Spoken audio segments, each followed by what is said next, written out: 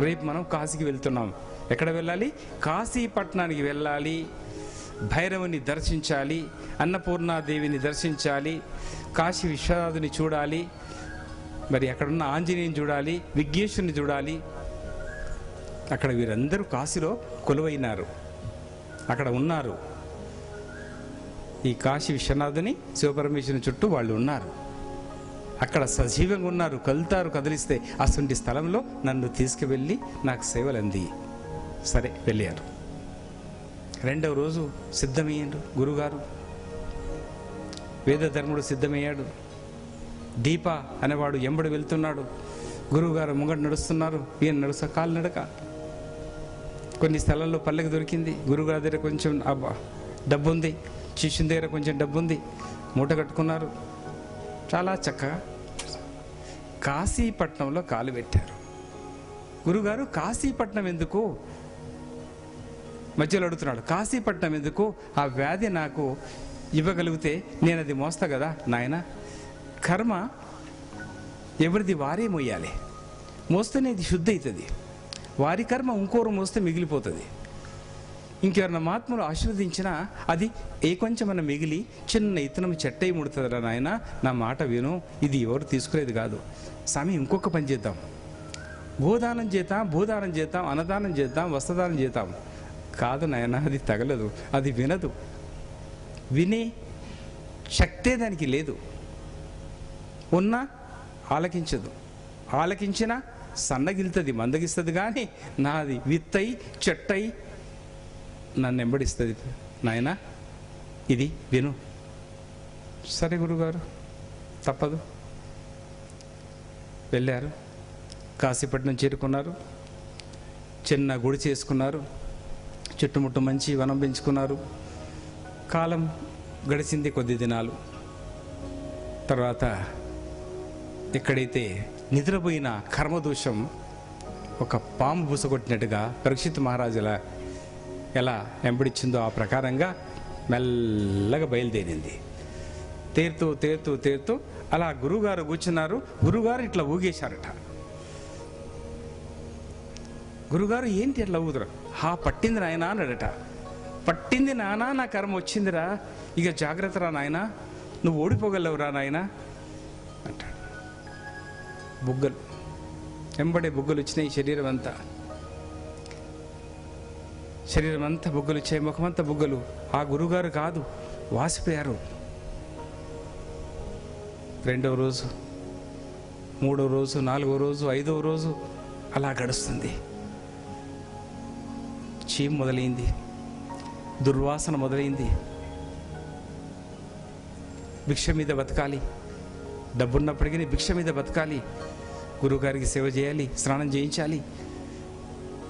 ఈ పొక్కులు వచ్చిన తర్వాత మోకాళ్ళు పట్టేసినాయి. కుష్ఠవ్యాధి పూర్తిగా అన్ని దిక్కుల పట్టేసింది. చెవులు పూర్తిగా చిదిగిపోయినాయి, ఇంకా ముక్కు చిదిగిపోయింది. చీము గారుతుంది, దుర్వాసనకు ఈగలెన్ని వస్తున్నాయి. శిష్యుడు వెళ్ళాడు, అన్నం తీసుకొచ్చాడు, గురుగారికి పెడతాడు. మళ్ళీ రోజు ఏం దొరకది. శిష్యుడు దీప అలాగే పస్తుగా ఉంటాడు, ఉపవాసంగా ఉంటాడు. మరి అలా సేవల్ని అందిస్తూ అందిస్తూ మంచి కాలం గడిపాడు. నాయనా నీకు తెలుసా, ఆ రోజు మర్చిపోయానేమో. లే గురువారు, మీరు 21 సంవత్సరాలు అనుభవించాలని చెప్పారు, కానీ 21 సంవత్సరాలు నువ్వు చేయగలవా నాయనా? ఈ చూడు నా పరిస్థితి ఎలా ఉంది, నా కర్మ ఎలా ఉంది, దీన్ని ఎలా భరించగలవు తండ్రి? గురుగారు ఏదైనా భరిస్తాను, మీ సేవ కంటే మించింది ఏముంది ప్రభు. ఎప్పుడైతే మీ సేవ చేయడం మొదలు పెట్టానో మూర్తులు రాళ్ళు కావు, రాళ్ళు కదిలినట్టు కనబడుతున్నాయి ప్రభు. మీ సేవ అలా మొదలు పెడితే అన్నపూర్ణాదేవి అన్నం పట్టుకొచ్చేసింది ప్రభు. ఎన్నోసార్లు భిక్షం దొరకనప్పుడు అన్నపూర్ణ తల్లి మందిరానికి వచ్చి అన్నం పెట్టింది నాకు. ఇంతకంటే నాకు ఇంకేం కావాలి? నిదర్శనం మహాత్మా, నాకు మంచి అవకాశం ఇచ్చారు మీరు. అలా జరిగింది. భిక్షానికి వెళ్ళేవాడు. గురువుగారు నిద్రపోయినప్పుడు తన పనులు చేసుకునేవాడు. భిక్షానికి వెళ్ళి భిక్ష తెచ్చేవాడు. ఏదో పాసిపోయిన అన్నం ఉంటే తనే అక్కడ తినేసేవాడు. మిగిలింది శుభ్రంగా తనకు తెచ్చేవాడు, మళ్ళీ భిక్ష తెచ్చేవాడు, మళ్ళీ పోయేవాడు. ఈ ప్రకారంగా గురుగారికి బాగా చూసుకునేవాడు. చాలా చక్కగా ఎన్నో రోజులు పస్తుండేవాడు.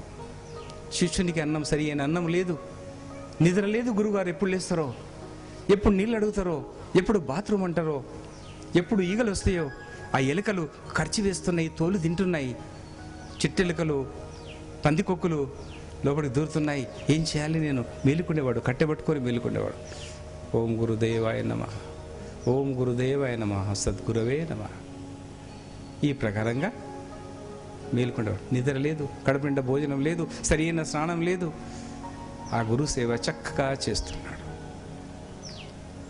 ఒకరోజు అన్నం తీసుకొని వచ్చాడు. లేట్ అయింది, ఆలస్యమైంది. 10 ఇండ్లకు పోయారు, భిక్ష దొరకలేదు. 11 ఇండ్లకు పోయారు, భిక్ష దొరకలేదు. ఒక ఇంటికి పోయాడు. అమ్మా, నా గురుగారు పస్తున్నారు, ఒక్క ముద్దన్న పెట్టమ్మా అన్నది. ఆమె లోపల నుంచి వెళ్ళి ఇంత అన్నం తీసుకొచ్చి పెట్టింది. ఆ తెచ్చేవరకు ఈగలు జుయ్యమని ఈగలు ఆలుతున్నాయి.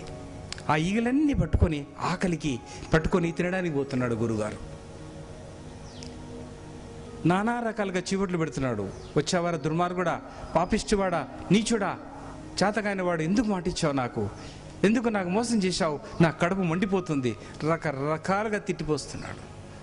ఆహా, కర్మ ప్రభావం ఇంత గట్టిదా, ఇంత బలమైందా, ఇంత శక్తివంతమైందా. నా గురుగారు దీపా అనేవాడే కానీ ఈ దుర్భాషలాడేవాడు కాదే. ఓ కర్మదేవత, నువ్వు ఆడిస్తున్నావా? ఆడి అన్నాడట. ఆడి చూస్తా నేను.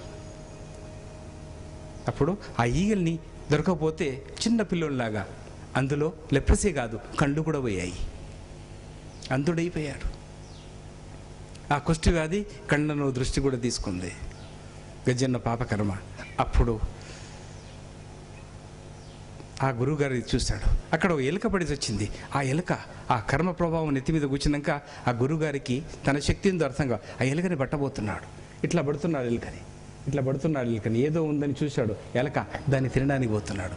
అప్పుడే వచ్చాడు శిష్యుడు. గురుగారు, అది ఎలుక అన్నాడు. హే, ఎలుక కాదు అది అంటాడు. ఈగలు దొరకకపోతే ఏడుస్తాడు. ఈగల్ని పట్టి తినడానికి పోతే ఇలా కొట్టుకుంటా ఏడుస్తాడు చిన్నపిల్లలాగా. ఎందుకు దొరకడం లేదు, నాకు ఆకలి, నేను తినాలి. ఆ ప్రకారంగా చాలా దినాలు గడిచిపోయింది. శిష్యుని సేవ చెప్పడానికి వీలు లేదు. గంగకి వెళ్ళాలి, కుండలో నీళ్ళు తీసుకురావాలి, స్నానం చేయించాలి. లుక్కు ఉంది, పుచ్చిపోయినట్టుంది, చితికిపోయింది, చెవులు, ముక్కు చితికిపోయింది, పెదులు చితికిపోయినాయి, కళ్ళు చితికిపోయినాయి, మొత్తము ఈ పురోస్ అన్నీ వెళ్ళిపోయాయి, కంటిరెప్పలన్నీ పూర్తిగా మాయమైపోయినాయి, ఎంటికెళ్ళన్నీ రాలిపోయాయి. ఆ దుర్వాసనకి తట్టుకోలేడేమో నా శిశువుడు అనుకున్నాడు. తిట్టిన తర్వాత, నాయనా దీపా కూర్చోబిడ్డ, నిన్నెన్ని తిట్టుతున్నారా నేను, నీ మనసుని ఎంత బాగా గాయపరిచానురా, నన్ను ఏమనుకోకరా, క్షమించురా నన్ను. గురుదేవా, ఆ మాట మీరు అనకండి, క్షమించు నాయన. ఎన్ని దుర్భాషలా, అబ్బా నాకు అర్థమవుతుంది. అప్పుడు అన్నప్పుడు తెలియలేదు, ఇప్పుడు నాకు తెలియబడుతుంది, వినపడుతుంది. నాకు మళ్ళీ రీసౌండ్ వస్తుంది. అప్పుడు తిట్టింది నాకు రీసౌండ్గా మారిపోయింది. అది ఏమనుకోకు నాయన. మళ్ళీ తిడతాడు, మళ్ళీ తిట్టిపోస్తాడు, మళ్ళీ రకరకాలుగా హింసిస్తాడు. మళ్ళీ ఏమనుకోకు నాయన, నాకు తెలుసు తిట్టాను, నాకు అర్థమవుతుంది, కానీ అప్పుడు అర్థం కాలేదు. అప్పుడు నువ్వేమనుకోకు నాయన, భరించు, గురుశక్తి నీ వెంబడి ఉంది, ధైర్యంగా ముందు నడువు, ఓర్చుకో, క్షమించే ధైర్యం ఏర్పాటు చేసుకో, నా మాట ఖచ్చితంగా విని పాటించడం మొదలుపెట్టు, పతనం ఎప్పుడు నీకు ఉండదు నాయన అన్నాడట.